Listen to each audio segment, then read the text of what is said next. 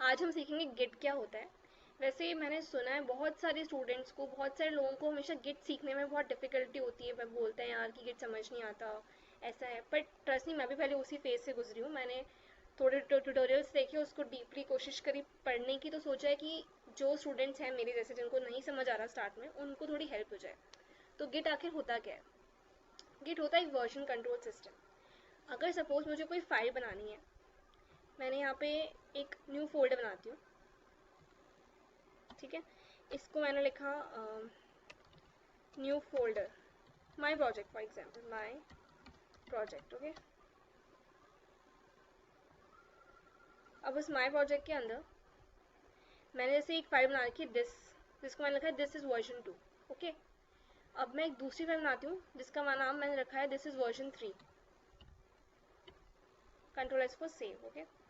अब सपोज पर मैं ऐसे फाइल्स बनाती जा रही हूँ, मैं कोई प्रोजेक्ट पे वर्क कर रही हूँ और लेटर ऑन मुझे रियलाइज़ हुआ यार जो मैंने वर्जन 1 किया था उसके अंदर जो चीज़ें थी वो वर्जन 3 से कहीं ज़्यादा अच्छी हैं, मुझे वापस पहले वाले पे जाना है।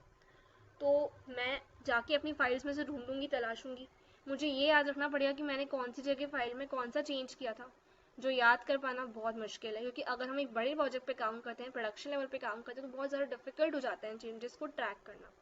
तो इसलिए हमको गिट की रिक्वायरमेंट पड़ी। वर्जन कंट्रोल सिस्टम जो होता है वो एक ऐसा सिस्टम है जो हमको प्रोजेक्ट को मैनेज करने में, फाइल्स को ट्रैक करने में, चेंजेस को ट्रैक करने में हेल्प करता है। और हम बिना मतलब इसकी हेल्प से हम पुरानी फाइल्स जो हैं उन पे जा सकते हैं, बिना कोई सिर्फ एक कमांड चला के हम जा सकते हैं। और वो कमांड ही बहुत ईजी होती है अगर हमको कॉन्सेप्ट समझ में आ जाए तो, ओके। तो गिट और गिटहब, सबसे पहले तो कंफ्यूजन ये होता है लोगों को कि गिट और गिटहब सेम है यार। नहीं, गिट और गिटहब एकदम डिफरेंट है। गिट जो है वो एक टूल है, एक वर्जन कंट्रोल सिस्टम है जो हमारी प्रोजेक्ट्स वगैरह को ट्रैक करने में हेल्प करता है। अगर हम उसके अंदर चाहते हैं कि भाई हमको हमारी चेंजेस को ट्रैक करें, मैं कोई भी चेंज नेक्स्ट करूँ तो मुझे बता दे कि हाँ मैंने ये चेंज किया है, एवरीथिंग, तो वो हमको बताता है ये। और गिटहब जो है वो एक साइट है, एक पब्लिक होस्टिंग साइट है जिसके हम अपनी रिपोजिटरीज को पोस्ट कर सकते हैं। रिपोजिटरीज यानी कि अगर मैंने कोई प्रोजेक्ट बनाया है, फोल्डर बनाया है, तो उसको हम वहाँ पे होस्ट कर सकते हैं, ताकि हमारे अगर बहुत सारे लोग काम कर रहे हैं एक ही प्रोजेक्ट के अंदर, 3-4 लोग हैं, तो आपस में मैनेज करना बहुत मुश्किल हो जाता है। नॉर्मली अगर मेरे पास वर्जन कंट्रोल सिस्टम नहीं है, और पहले नहीं था जैसे, तो तब हम क्या करते थे, जैसे बहुत सारी फाइल्स बना रखी है मैंने, 1 2 3 4, इसके अंदर मैंने लिखा ये वर्जन 1 है, ये वर्जन 2 है, वर्जन 3 है। तो मैं अपने फ्रेंड को सेंड करूँगी, फिर जिप फॉर्मेट के अंदर वो मुझे वापस ट्रांसफ़र करके देगी फाइल। तो बहुत ज़्यादा मुश्किल हो जाता है ऐसे मैनेज करना। एंड नॉर्मली हम लोग नहीं कर पाते मैनेज, इसलिए हम लोग गिट का यूज़ करते हैं। हमें करना चाहिए, आना चाहिए हमें गिट। हम किसी भी कंपनी में जाएँ, या मैं तो बोलती हूँ हर एक प्रोफेशनल को आना चाहिए, ताकि हम लोगों को माथापच्ची ना करनी पड़े किसी प्रोजेक्ट के अंदर।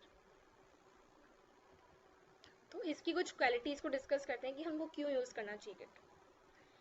ईजी फाइल रिकवरी, यानी कि हमको फाइल्स ईजीली मिल जाती हैं। रोल बैक, रोल बैक क्या होता है? रोल बैक यानी कि मुझे अगर प्रीवियस वर्जन पे वापस जाना है तो वो हमको गिट आराम से करके दे सकता है, ओके। एंड हमको ट्रैक्स, चेंजेस वगैरह ट्रैक करने में बहुत यूज़फुल होता है। तो अब ज़रा देखते हैं कि भाई किस तरह से यूज़फुल होता है, क्यों पढ़े हम। इसको मैं डिलीट करती हूँ, आपको नया दिखाती हूँ वापस से, ओके।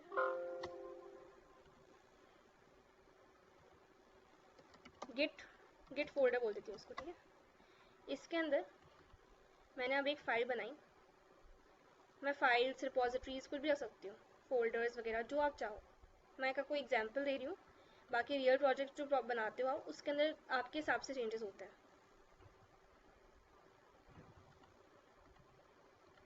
इसको नाम रख देती हूँ न्यू, और इसको नाम रख देती हूँ न्यू 1 फॉर एग्जाम्पल, ठीक है।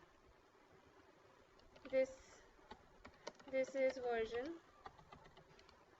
1, okay. Control S for save. इसको बोलूँगी this is version version 2, control S for save. लेकिन मैं आपको बताती हूँ, सबसे पहले वर्जन कंट्रोल सिस्टम भी, इसकी गिट की हिस्ट्री के बारे में जानते हैं, ओके। जो ये वर्जन कंट्रोल सिस्टम होते हैं ये 3 टाइप के होते हैं, ओके। So let's start.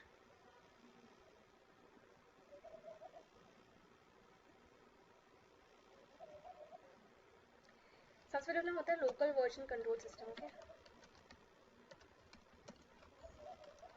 तो लोकल वर्जन कंट्रोल सिस्टम क्या होता है? एक second. Local version control system क्या होता है अपने पास? लोकल वर्जन कंट्रोल सिस्टम में अपने पास सिर्फ अपने अपने कंप्यूटर्स के अंदर, अपने लैपटॉप्स के अंदर एक एक अपनी जो प्रोजेक्ट है जैसे हम कर रहे हैं वो करते थे, अपना डेटाबेस से कनेक्शन होता था उन फाइल्स का, तो कोई भी चेंज होता था तो हम उससे ट्रैक करते थे। लेकिन बाय चांस अगर हमारे लैपटॉप को कोई इशू हो जाए, उसकी हार्ड डिस्क करप्ट हो जाए या कोई भी प्रॉब्लम हो जाए डिजास्टर के टाइम तो उस टाइम के अंदर हमारे पास ये होता था कि भाई हमारा सारा डेटा लॉस हो जाता था, हमारा प्रोजेक्ट जो हमने बनाया इतनी मेहनत से सब कुछ लॉस हो जाता था। इसलिए हम लोगों ने लोकल वर्जन कंट्रोल सिस्टम को डिस्कार्ड कर दिया। इसके प्रोज क्या थे? इसके प्रोज ये थे कि भाई हम लोगों को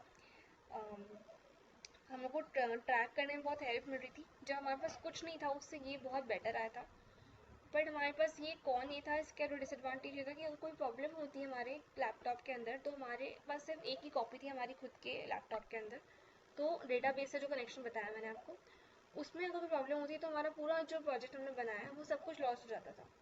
इसलिए हमने लोकल वर्जन कंट्रोल सिस्टम को डिस्कार्ड कर दिया। उसके बाद जो सेकेंड नंबर पे आया उसका नाम था centralised version control system. Okay, मैं VCS से शॉर्ट में VCS। सेंट्रलाइज VCS क्या था? उसमें ये था कि वो एडवांटेज दिया था अपन को, अपने पास एक बीच में सर्वर होता था, सारे कंप्यूटर्स के बीच में एक सर्वर था होस्ट करने के लिए, जो कभी भी अगर हमारे लैपटॉप में या कोई भी हमारे डिवाइस में प्रॉब्लम आती है तो सर्वर हमको हमेशा वो चीज़ अवेलेबल कराता था। लेकिन अगर सर्वर में कोई इशू हो जाए तब, तो इसलिए हम लोगों ने थर्ड और लास्ट जो यूज़ किया उसका नाम है डिस्ट्रीब्यूटेड वर्जन कंट्रोल सिस्टम।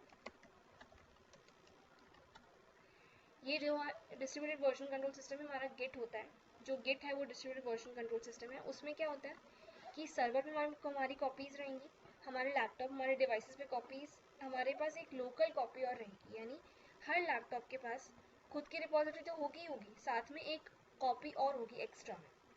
तो अगर हमारे सर्वर में कोई इशू होता है तो हम उस कॉपी का यूज़ कर सकते हैं, और अगर हमारे लैपटॉप में कोई इशू होता है तो हम अपने सर्वर से वो चीज़ को अवेलेबल करा सकते हैं। तो इसलिए डिस्ट्रीब्यूटेड मतलब हर किसी पे डिस्ट्रीब्यूटेड नेम सजेस्ट कर रहा है कि वो हर किसी के पास एक एक कॉपी अपने अपने लैपटॉप में अपने अपने डिवाइसेस में स्टोर रहेगी। तो हमको कभी भी कोई प्रॉब्लम आए किसी भी कंडीशन के अंदर तो हम उसको यूज़ कर सकते हैं। तो अब जानते हैं भाई गिट जो है बनाया किसने था। गिट बनाने वाले का इंसान था Linus Torvalds, and I am damn sure आप लोगों ने सुना होगा इनका नाम, नहीं सुना तो भी इट्स ओके।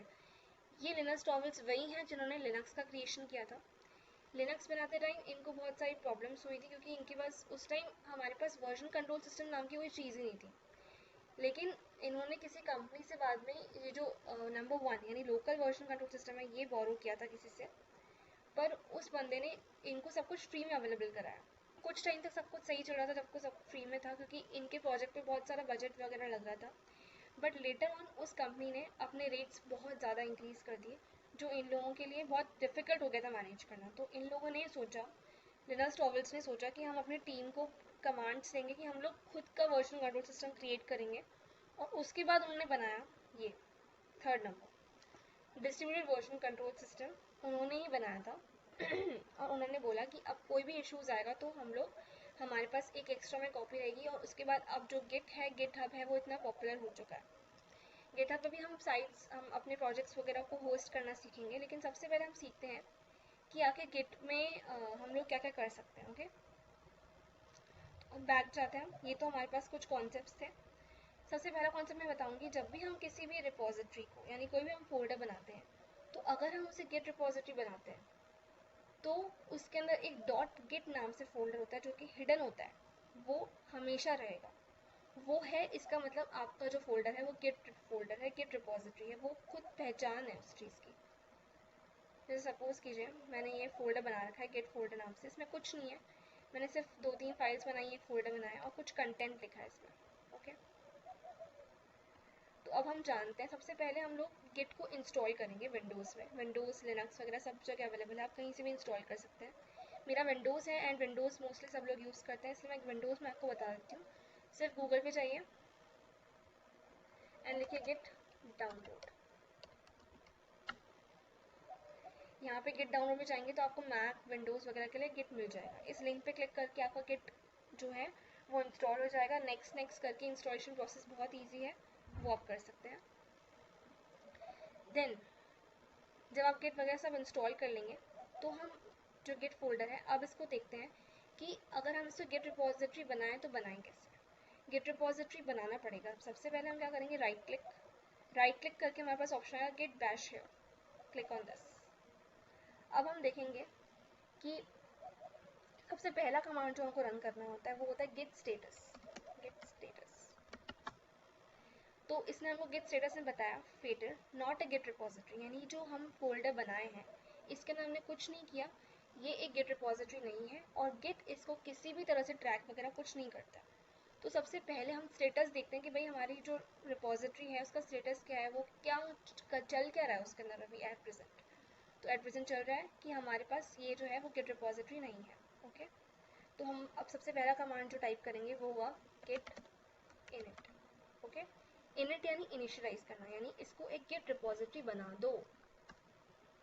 अब ये बन चुका है एक गिट रिपोजिटरी, और इसको हम कैसे पता करेंगे गिट रिपोजिटरी बन चुका है, इसकी पहचान है डॉट गिट फोल्डर, और ये आपको नहीं दिखेगा अगर आप ऐसा नहीं करेंगे जो बता रही हूँ।